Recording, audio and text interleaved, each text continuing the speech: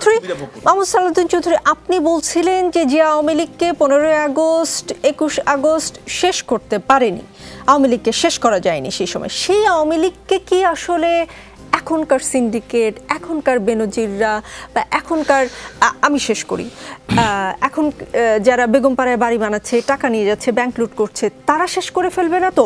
একটা গণমাধ্যম হিসেব করে বের করেছেন বেনজির আহমেদের জমির পরিমাণকে আর আইজিপি থাকাকালীন সময়কে ভাগ দিয়ে তারা হিসাবটা করেছেন, বের করেছে যে বেনজির আহমেদ আইজিপি থাকাকালীন সময় প্রতিদিন গড়ে 15% জমি কিনেছেন।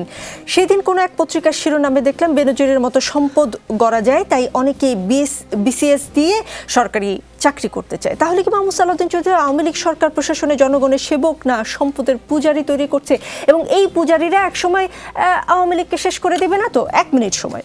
আমি বলি আসলে বেনজির, আমাদের দুর্ভাগ্য, আমাদের সমাজে একটা বেনজির তৈরি হয়েছে, এবং আমি কোনো বোধসম্পন্ন মানুষ কখনো এই সমস্ত কাজ করতে পারে না, আমি ব্যক্তিগতভাবে যেটা মনে করি।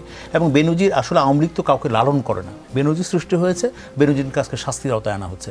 বাংলাদেশের একজন সাবেক প্রধানমন্ত্রীর কাঠগড়ায় দাঁড় করানো হয়েছে বাংলাদেশ, আন্তর্জাতিক খ্যাতি সম্পন্ন ব্যক্তি। কিন্তু আপনি সরকারের কোনো ক্রেডিট দেন? তিনি অবসরে যাওয়ার পর কোন একটি গণমাধ্যম এটি সামনে আনার পর সরকার এখন ব্যবস্থা নিচ্ছে, কিন্তু দীর্ঘদিন তিনি আসলে পদে থাকার পরেও সরকার চোখ বন্ধ করে রইল, নাকি চোখ বন্ধ করে থাকা যায় বলে চোখ বন্ধ করে রইল? আমি বলি যেভাবে হোক কিন্তু ব্যাপারটা এসছে, এবং সরকার কিন্তু নড়েচড়ে বসছে, এবং তার বিরুদ্ধে আইনি যত ব্যবস্থা নেওয়া দরকার সবই কিন্তু নেওয়া হচ্ছে।